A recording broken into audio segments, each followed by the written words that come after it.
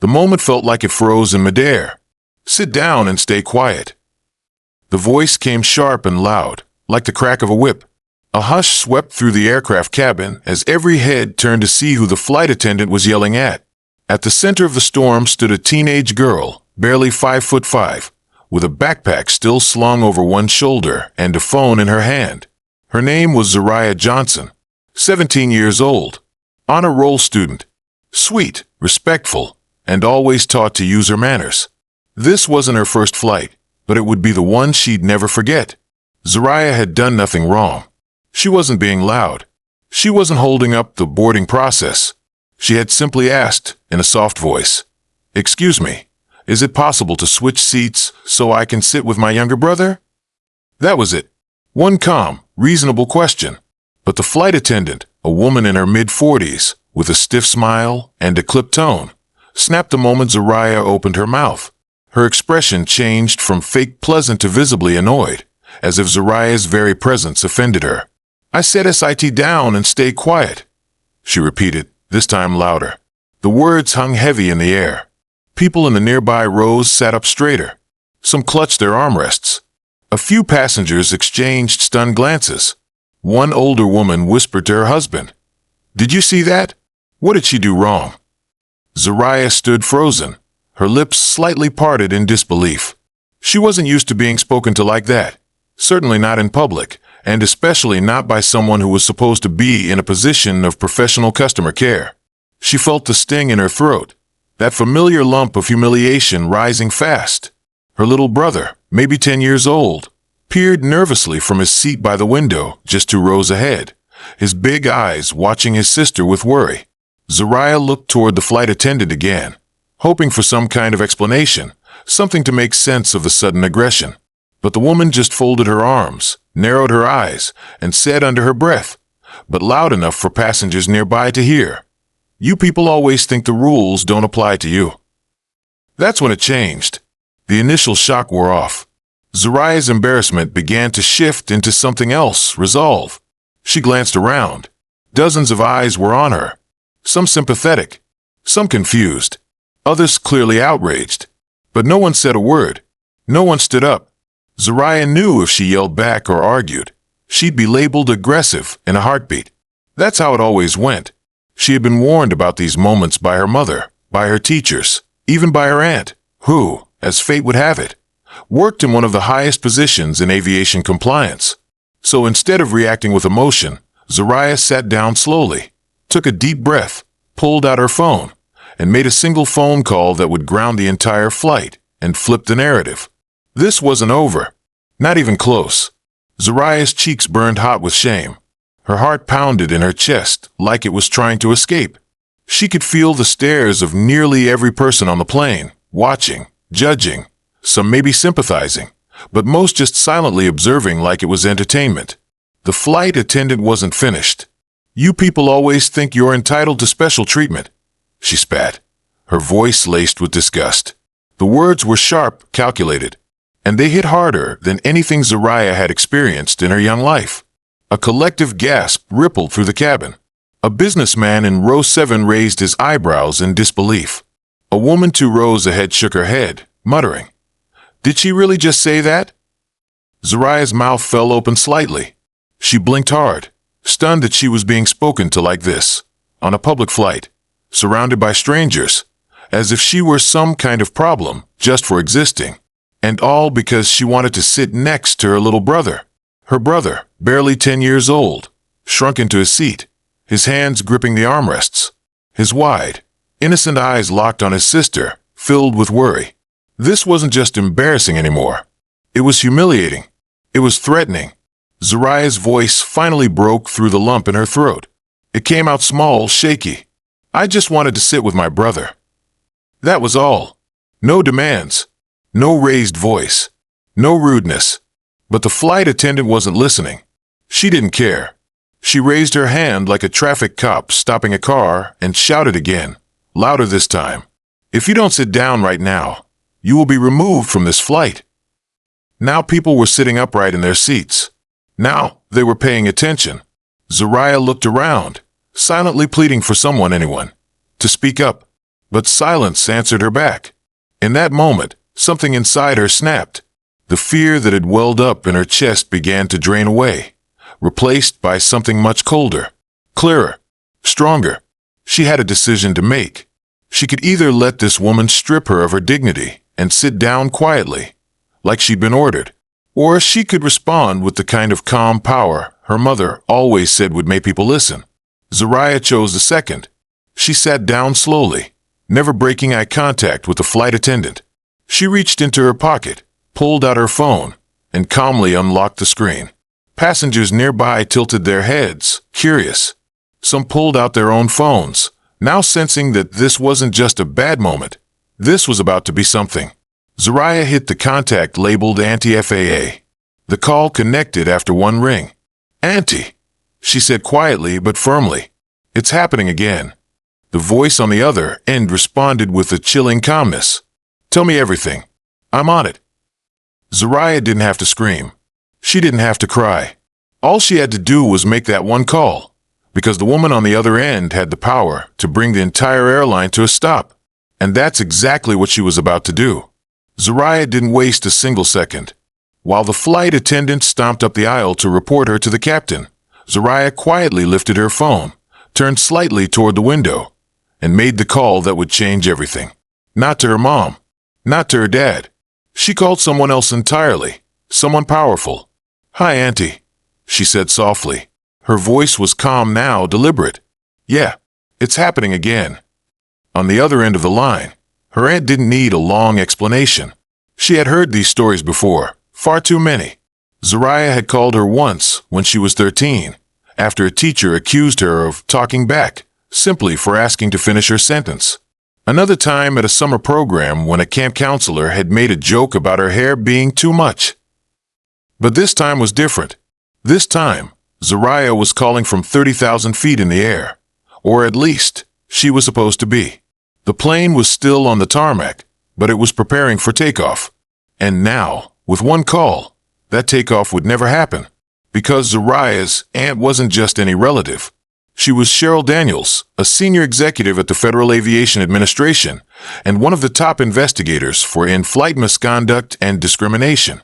She had spent 2 decades holding airlines accountable for everything from safety violations to discriminatory behavior. She'd seen it all, and she never played around when it came to her niece. Zariah kept her voice low, steady, like she'd practiced for this moment without even knowing it. She yelled at me, "Auntie," in front of everybody. I just asked to switch seats to sit next to Jalen. She told me to sit down and be quiet. Then she said, Zariah hesitated, her throat tight again. She said, "You people always think you're entitled." There was a long pause on the line. Zariah could almost hear her aunt's jaw tighten on the other end. "Where are you?" Cheryl finally asked. "Flight 482, midway to O'Hare." Cheryl was already opening her laptop, pulling up the flight manifest and airline contact sheet.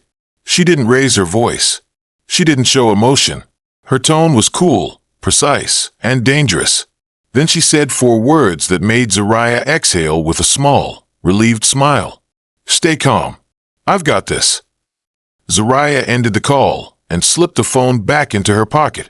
Around her, the plane buzzed with quiet murmurs, curious glances, and the occasional side-eye toward the front of the cabin. A few passengers were already scrolling through their phones, checking social media. They didn't know it yet, but a storm was coming, and it had just been triggered by a teenage girl who refused to be silenced, and an aunt who wasn't about to let her niece be disrespected by anyone, especially 35,000 feet in the air. The flight attendant thought she had shut things down.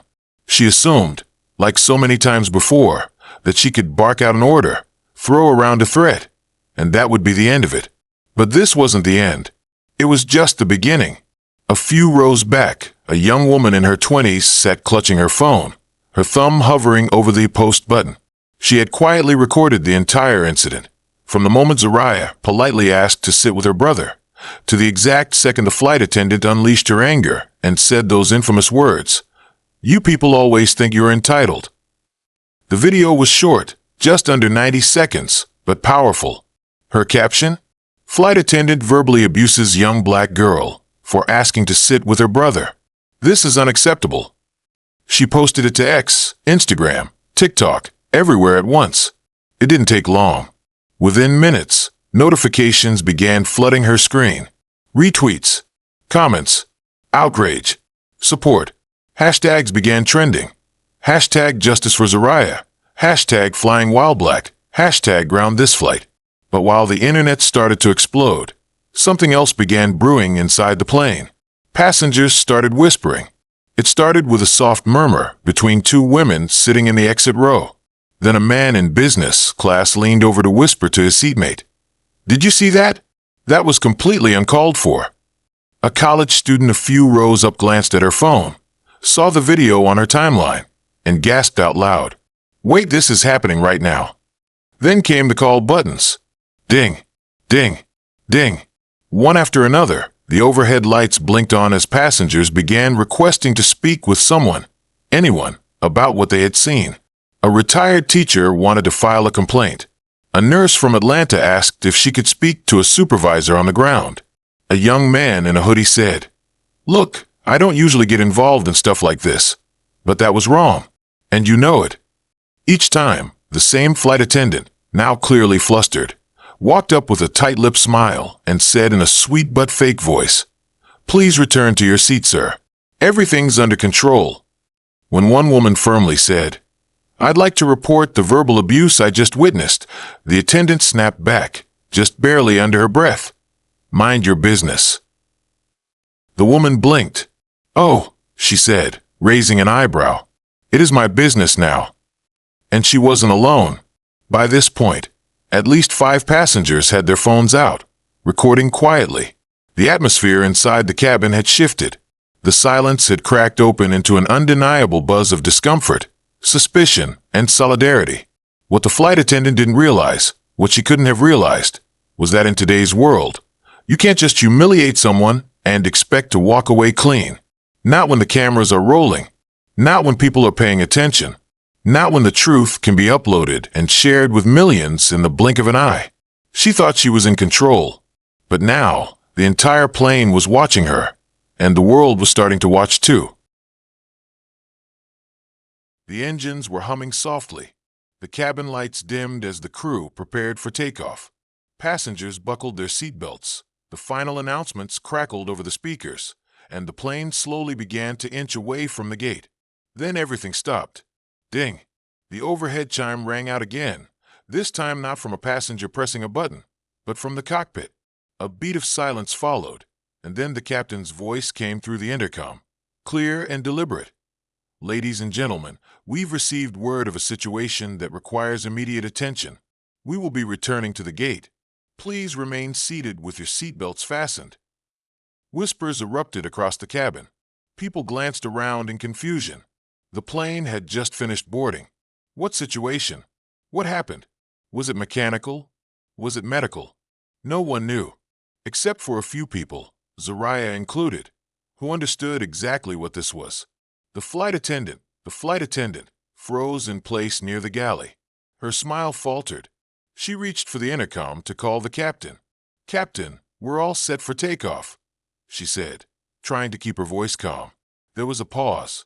Then a stern, unmistakably final voice came through her earpiece. "Not anymore." And just like that, she knew something was wrong. Something big. The aircraft slowly rolled back toward the gate, and the tension inside the plane grew thicker by the second. Passengers, who had been casually flipping through magazines, were now sitting straight up. Phones were back in hands, recording again. Eyes darted from the windows to the aisle. Zariah sat perfectly still, her hands folded in her lap, her face composed but her eyes sharp. Her brother leaned against her, still confused, but calm now, protected. The engines powered down as the plane came to a full stop. The jet bridge reattached. Then, in a moment that would stay burned into the memory of everyone on board, the cabin door opened again, and in walked 2 uniformed airport officials, followed by a woman whose presence made the entire cabin go quiet. She wore a sleek navy blazer, carried a tablet in one hand, and around her neck hung a badge that instantly commanded authority. FAA, Federal Aviation Administration. She didn't smile. She didn't need to. She was Cheryl Daniels, and she had arrived to handle business. The flight attendant's face turned pale. Her posture stiffened. She took a nervous step forward and said, "Can I help you?" But Cheryl raised one hand and cut her off without a word. She turned to the lead airport official. "Please secure the flight. No one off, no one on." "Yes, ma'am." Then she scanned the cabin, her eyes landing on Zariah. When their eyes met, Zariah gave the smallest nod. Cheryl gave one back. She stepped into the aisle and addressed the captain first. "I'm grounding this flight until further notice. There's an active investigation into a possible case of in-flight discrimination and passenger misconduct involving one of your crew." The captain, clearly looped in by now, nodded without protest. "Understood." Cheryl turned her full attention to the flight attendant. "I need to speak with you." "Now," the woman stammered, her voice suddenly small. I don't know what this is about. There must be some mistake." "Oh, there's no mistake," Cheryl said, her tone cool and razor-sharp. "We have video, audio, multiple passenger statements, and a direct report from a credible witness. You are officially under review for a Title VI violation under FAA policy. Step off the aircraft." Gasps spread through the cabin like wildfire. Passengers leaned into the aisle wide-eyed.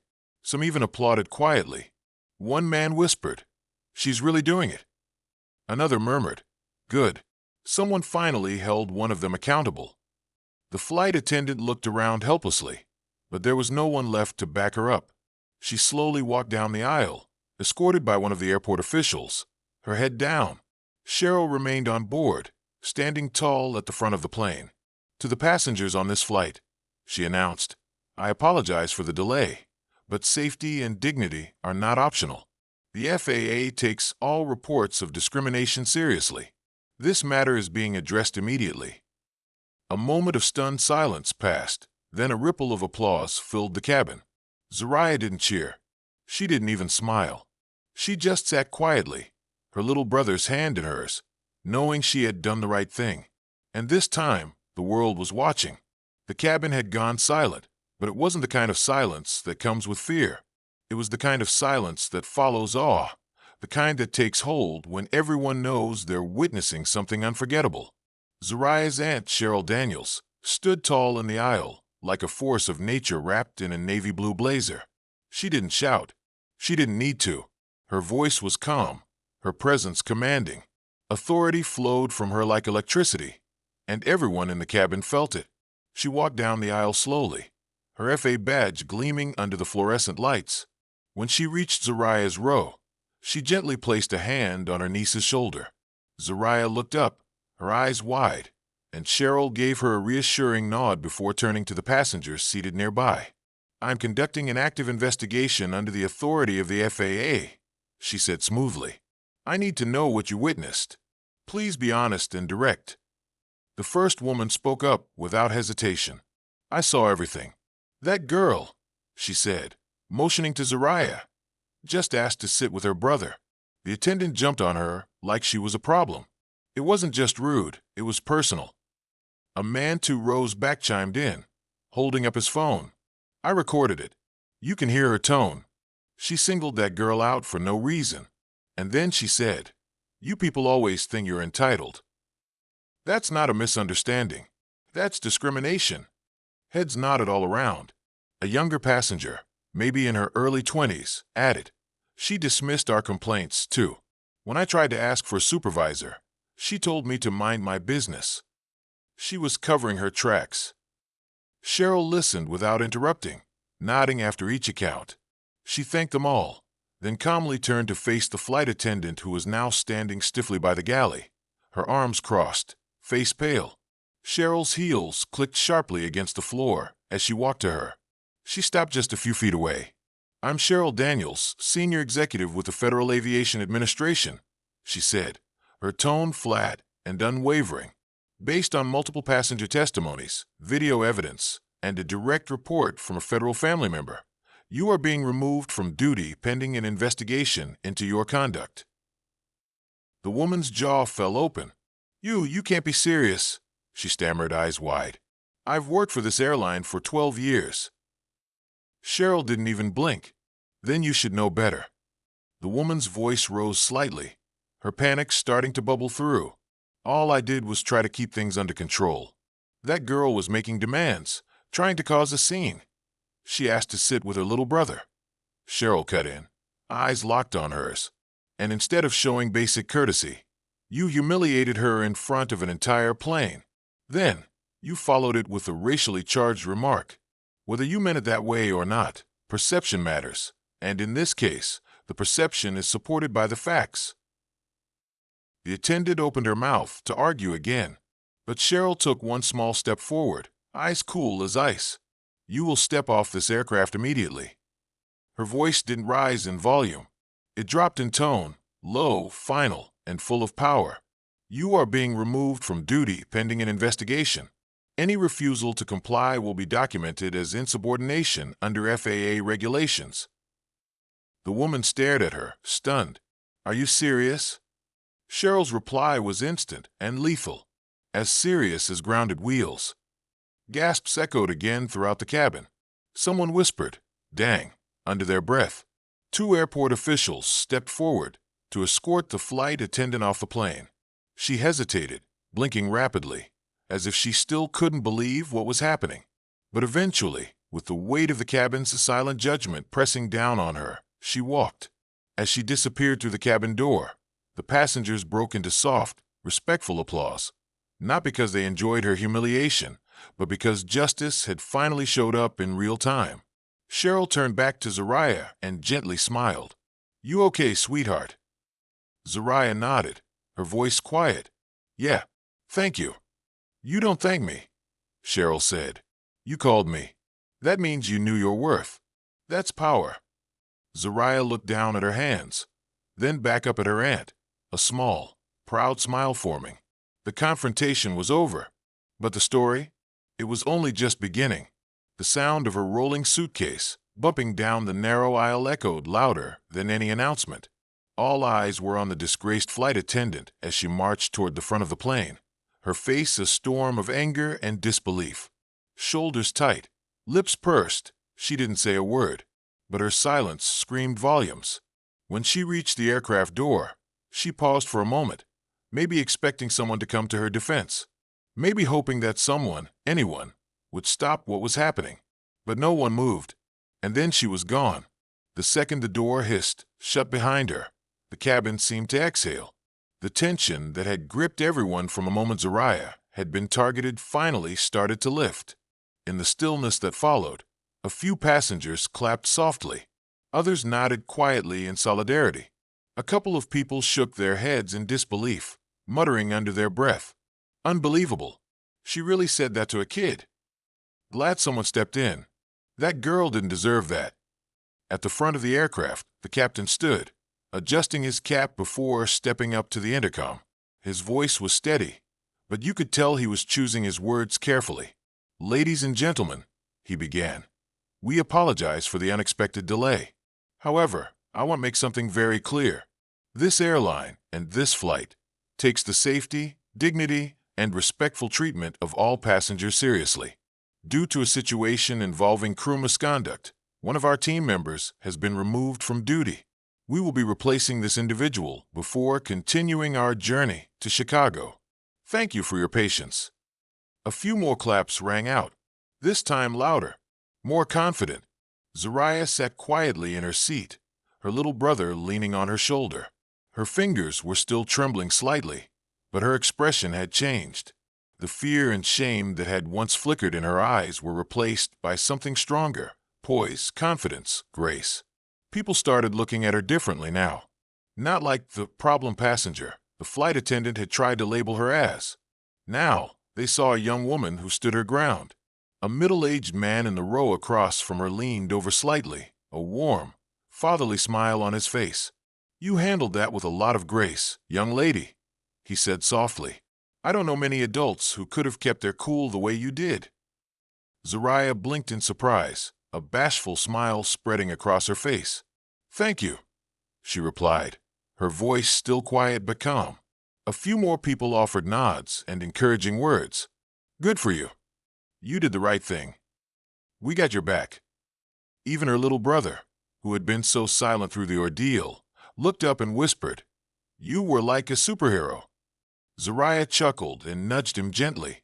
"Aunt Cheryl was the superhero," she said with a smile. Just then, Cheryl returned to Zariah's row and sat down beside her. The fire in her eyes had calmed, but her presence was no less commanding. She handled the situation, made the necessary calls, and now the formal investigation would begin behind the scenes. But in that moment, she wasn't the FAA official. She was just a proud aunt. "You okay?" she asked. Zariah nodded. "Yeah, better now." Cheryl gave her a knowing smile. "You kept your head high. That's what matters." Outside the aircraft, airline personnel scrambled to assign a replacement crew member. On social media, the video of the incident was spreading like wildfire, already drawing attention from news outlets and advocacy groups. But inside the plane, something more meaningful was happening. Passengers were quietly realigning their perspective. This wasn't just a delay. It was a reminder that silence enables mistreatment, but action changes everything. 20 minutes later, a new flight attendant boarded. She introduced herself with a respectful tone, her demeanor professional and kind. The cabin gave her a polite round of applause, not for who she was, but for the change she represented. As the plane finally began taxiing again, Zariah leaned back in her seat. The adrenaline was fading. The weight of the moment was finally lifting. But what remained was something powerful. She had been disrespected. She had been dismissed. But she had not been defeated. And thanks to one phone call, one voice, and the courage to speak up, she made sure the world saw it too. By the time Zariah's plane touched down in Chicago, she had no idea the world outside had already exploded with her story. It started with a single tweet from the woman a few rows back, the same one who had filmed the entire encounter. Just watched a flight attendant scream at a young black teen for asking to sit with her brother. She handled it with grace, and her aunt, who works for the FAA, shut it all down. Justice served. #FlyingWhileBlack. Attached was the 58-second video clip. It showed everything: the raised voice, the cruel tone, and Zariah standing there stunned as the flight attendant barked at her. The caption was simple, but it hit hard.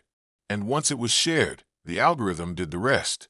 By the time the wheels hit the tarmac, it had racked up over 1.2 million views. News outlets pounced. Headlines lit up timelines across the country. Teen targeted in in-flight racism. FAA official steps in. CNN, you people. Discrimination at 30,000 feet caught on camera. MSNBC, young passengers' calm response to hate sparks national outcry. BuzzFeed News people were outraged. They were inspired. They were asking how often this kind of thing happened, and how many incidents went unrecorded, unnoticed, unresolved. Zariah, once just a quiet teen from Atlanta, was suddenly at the center of a national conversation about race, dignity, and the power of speaking up. The airline, now under intense scrutiny, moved quickly to control the damage. A public statement was issued the next morning. "We are deeply sorry for the experience one of our young passengers endured. The behavior displayed by the crew member in question does not reflect the values of our airline.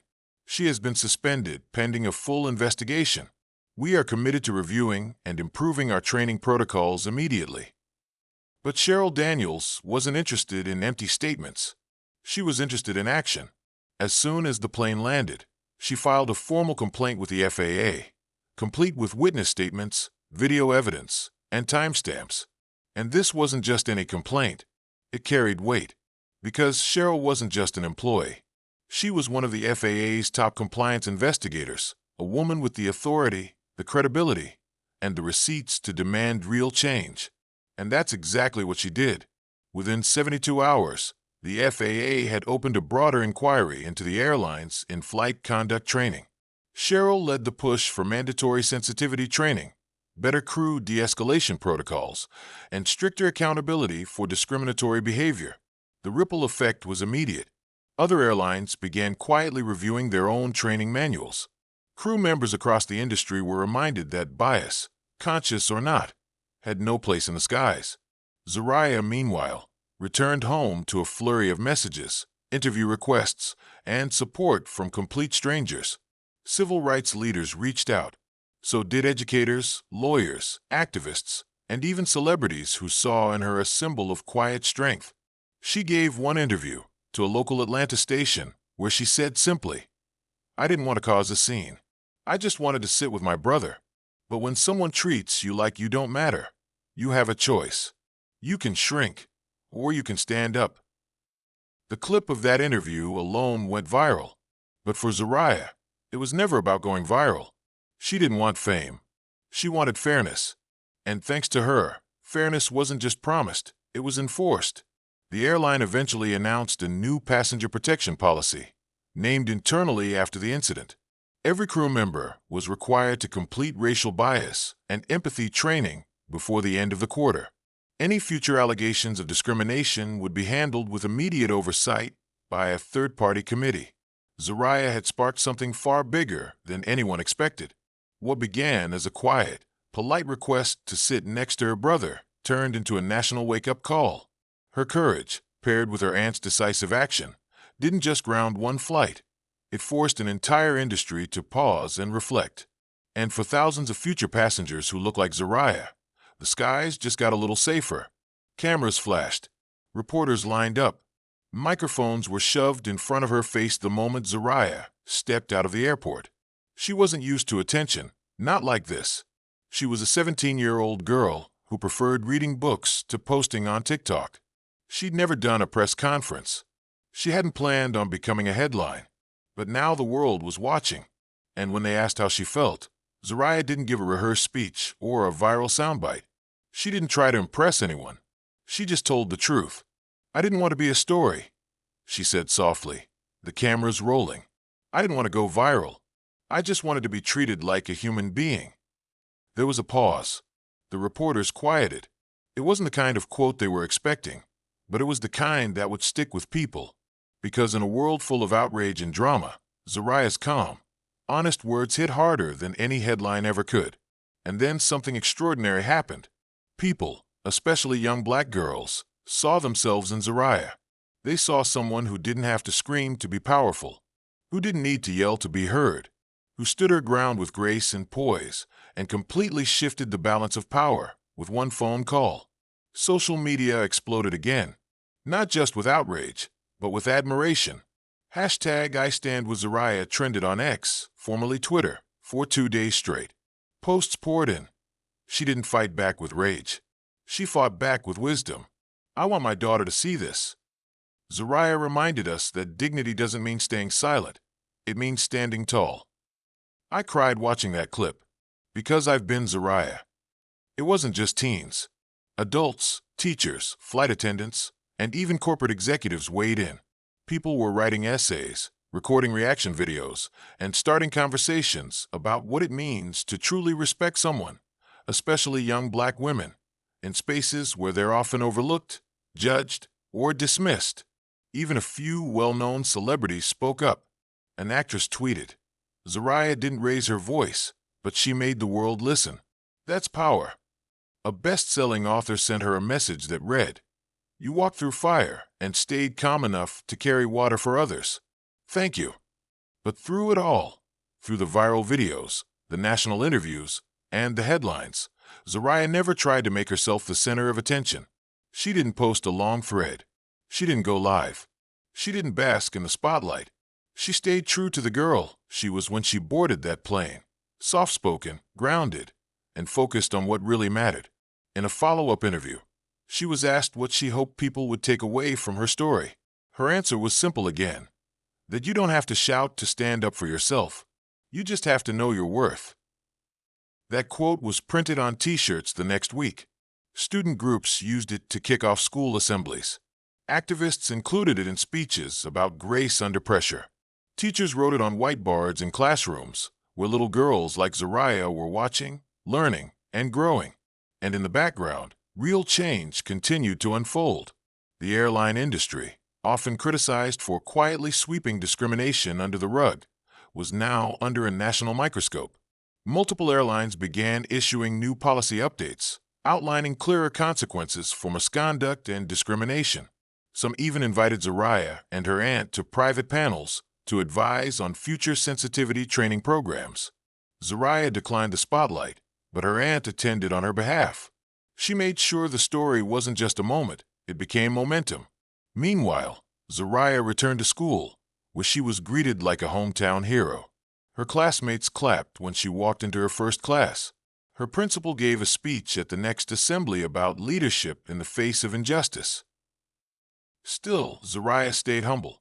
When her friends asked her what it felt like to be famous, she just laughed and said, "I trade it all just to have that seat next to my brother." Because that's what this was always about. Not fame, not headlines, not going viral. Just one girl who asked for something simple, respect, and refused to be denied. When the plane finally took off, the atmosphere in the cabin had completely shifted. The tension that had previously loomed, thick and heavy, was now gone. What had been an uncomfortable silence, filled with unease, transformed into an air of quiet reflection. The cabin seemed to breathe easier. The passengers, once unsettled by the confrontation, seemed more attuned to each other, more aware of the shared humanity in the space. The flight attendants, now with a newfound awareness, moved through the aisles more cautiously. Their usual hurriedness had slowed. They spoke softly, their interactions warmer, more thoughtful.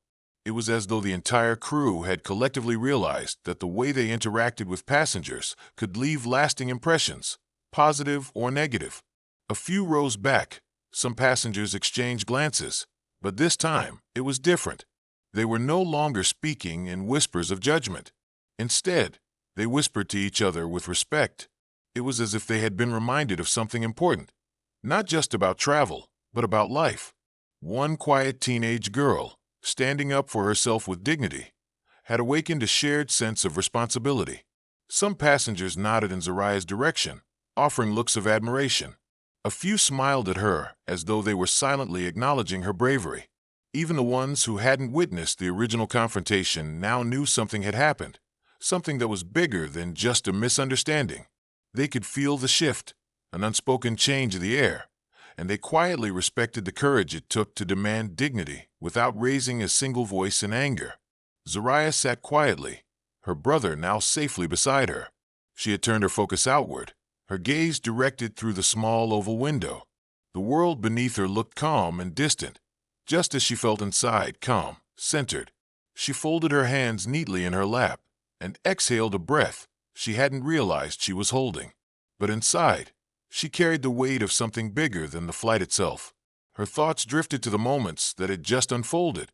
She hadn't come to the airport thinking she would stand up for herself, let alone have a confrontation that would escalate to such a point. She'd simply wanted to sit next to her brother. But what had happened wasn't just about her request.